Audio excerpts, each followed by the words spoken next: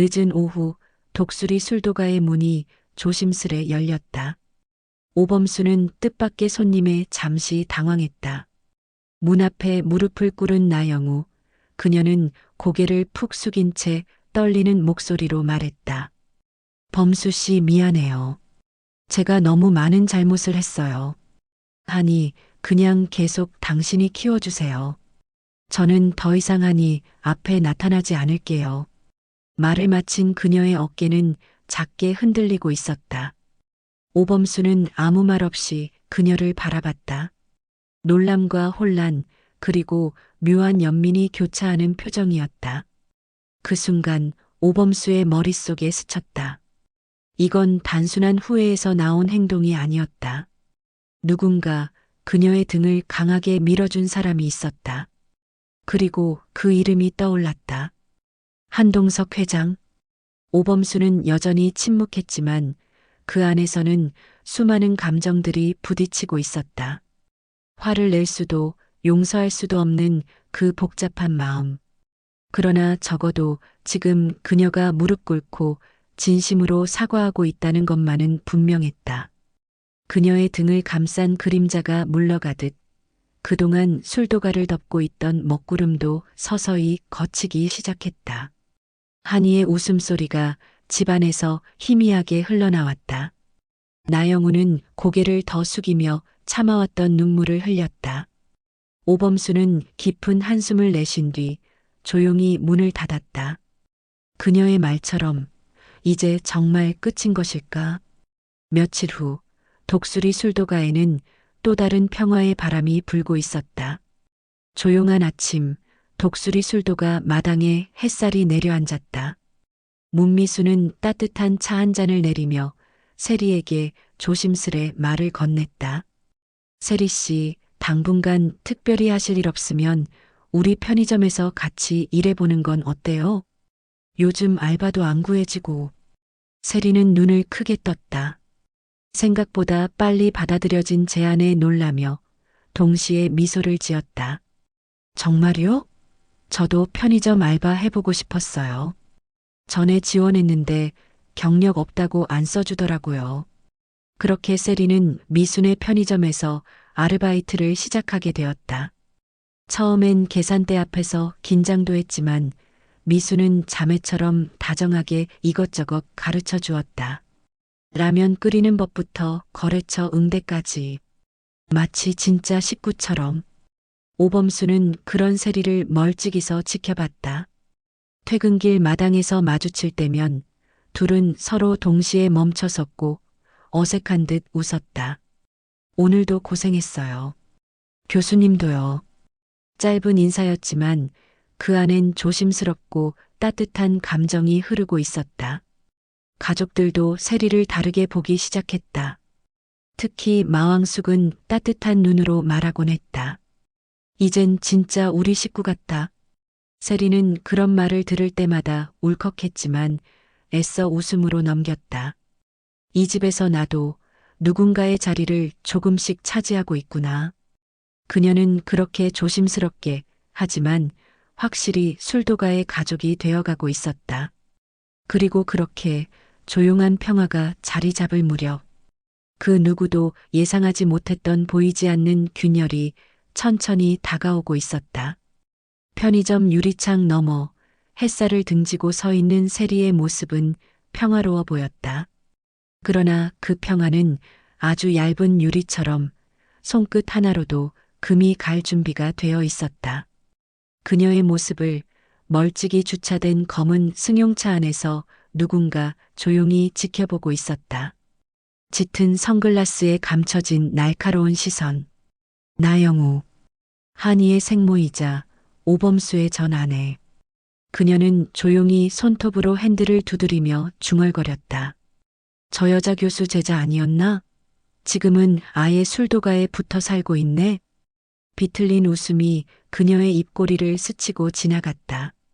그 순간 그녀의 눈빛은 단단해졌다. 이제는 더 이상 두고 보지만은 않겠다는 듯. 며칠 후 대학교 익명 커뮤니티에 한 장의 사진이 올라왔다. 제자랑 동거하는 교수라더니 이젠 아기까지 키운다네요. 키읔. 흐릿하게 모자이크된 사진 속 범수와 세리가 장을 보는 모습이 담겨 있었다. 한이가 유모차 안에서 환히 웃고 있었고 제목은 자극적이었다. 한이는 누가 엄마야? 오범수는 그 글을 본 순간 머릿속이 새하얘졌다. 분명한 악의, 그리고 일부러 노린 타이밍. 글쓴이의 아이디를 확인한 그는 곧장 알아챘다. 나영우 너지. 곧바로 그녀에게 전화를 걸었지만 신호음만 반복됐다. 다음 날 그녀가 먼저 그를 찾아왔다. 술도가 인근의 조용한 골목길, 마주 선 두 사람 사이엔 싸늘한 바람이 불었다. 범수 씨, 진짜 감당할 수 있겠어? 내가 말했잖아. 당신에게 여자가 생기면 한이는 내가 데려간다고. 이젠 집까지 들였더라. 결혼식은 언제 올리는 거야? 그녀는 비웃듯 말했다. 당연히 한이는 내가 데려가야지. 오범수의 미간이 찌푸려졌다. 한이는 지금 잘 크고 있어. 제발 이쯤에서. 그러나 그녀는 말을 끊었다. 조용히 넘겨줘요. 내가 더 이상 입을 열지 않게 하려면. 그 말은 곧 협박이었다. 오범수는 아무 말 없이 입술을 깨물었다. 그녀가 어떤 여자인지 잘 알고 있었다. 그리고 이 문제를 더 이상 혼자 해결할 수 없다는 것도.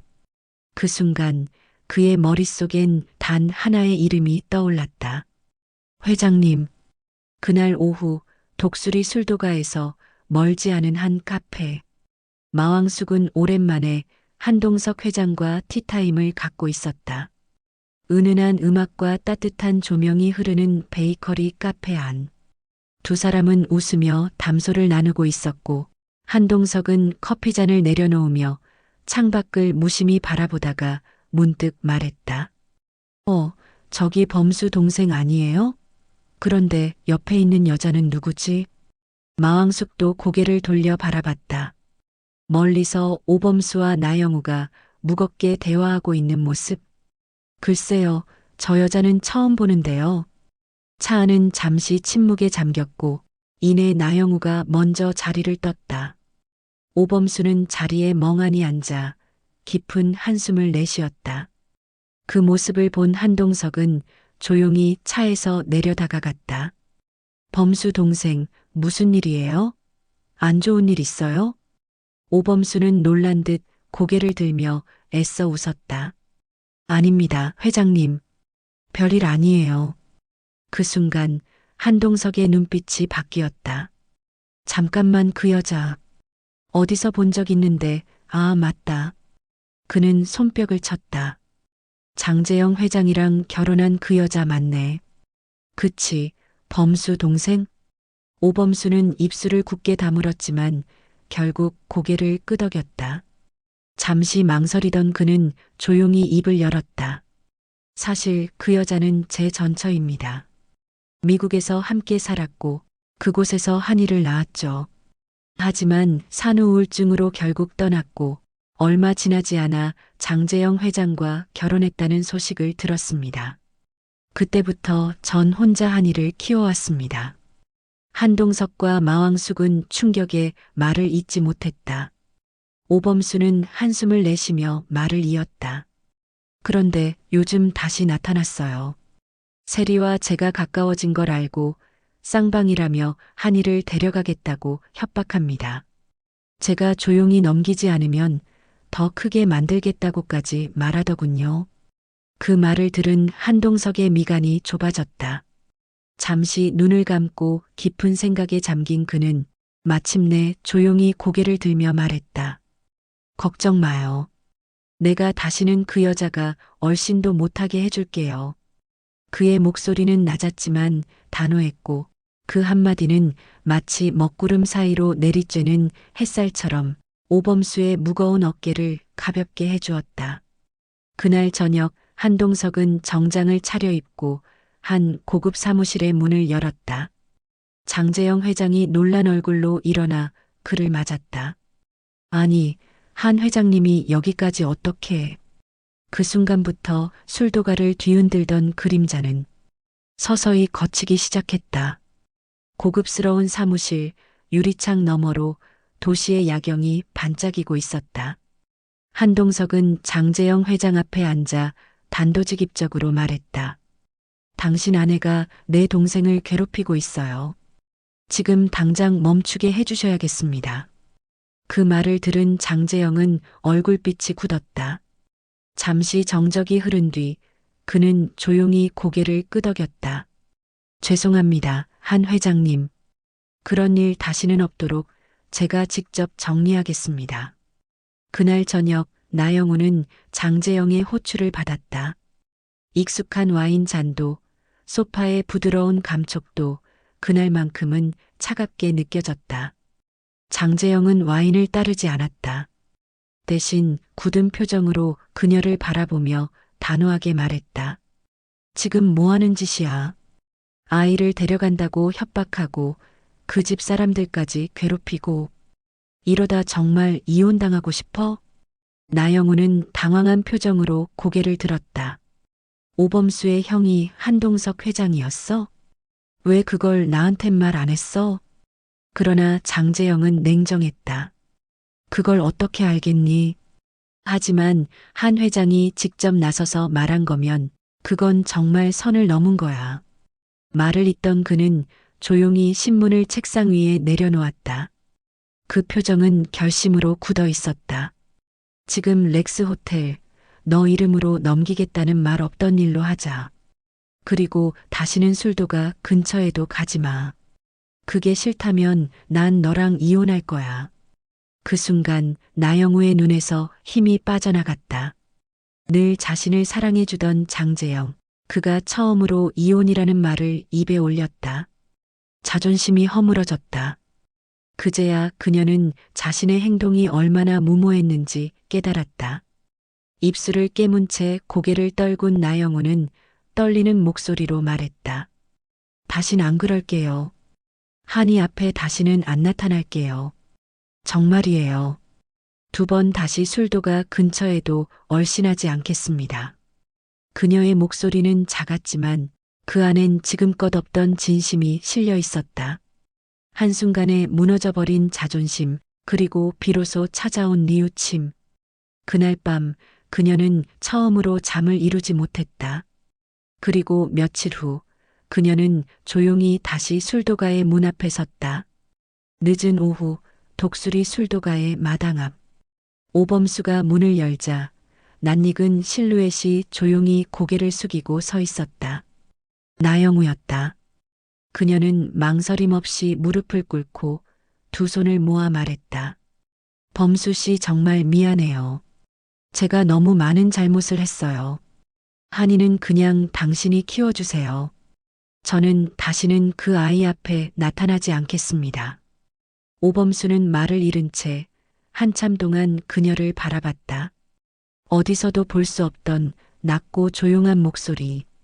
그녀의 눈에는 진심이 담겨 있었고 그 순간 그는 모든 퍼즐을 맞출 수 있었다. 이 모든 일이 정리된 배경에는 조용하지만 단호하게 그녀를 움직인 한동석 회장이 있었다는 걸.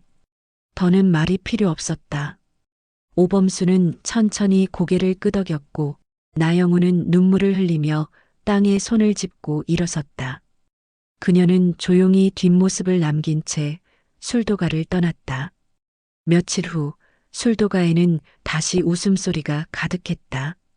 한이의 첫 번째 생일, 돌잔치가 열리는 날이었다. 마숙 이모, 미순 언니, 동석 회장님까지 모두가 손에 반찬을 들고 부엌을 오가며 분주했다. 세리는 예쁜 한복을 입고 한이의 옷매무새를 정리했고 오범수는 멀찍이 서 그 모습을 흐뭇하게 바라보고 있었다. 세리야, 오늘 너무 예쁘다. 문미순이 장난스럽게 말하자 세리는 웃으며 고개를 숙였다. 아이 돌잔치인데 괜히 긴장되네요. 괜히? 아니지. 이 집 가족인데 당연한 거지. 마왕숙의 말에 세리는 말없이 웃으며 고개를 끄덕였다. 그녀의 마음엔 처음으로 내가 여기 있어도 되는구나 라는 따뜻한 확신이 피어오르고 있었다. 그리고 마침내 돌잡이 시간이 찾아왔다. 한이는 여러 물건 사이에서 작은 마이크를 잡았고 모두가 박수를 치며 웃었다. 이 아이 나중에 방송이나 예술하는 거 아냐? 목소리 큰 건 엄마 닮았나 봐. 웃음과 축복이 가득한 마당. 그 안에서 오범수와 세리는 나란히 서 있었다. 말은 없었지만 눈빛만으로도 충분히 전해지는 마음. 이제는 서로가 서로에게 도망이 아닌 머물 수 있는 집이 되어주고 있었다. 그날의 따뜻한 햇살처럼 진짜 평화가 술도가에 내려앉았다. 그리고 진짜 가족의 계절이 조용히 시작되고 있었다.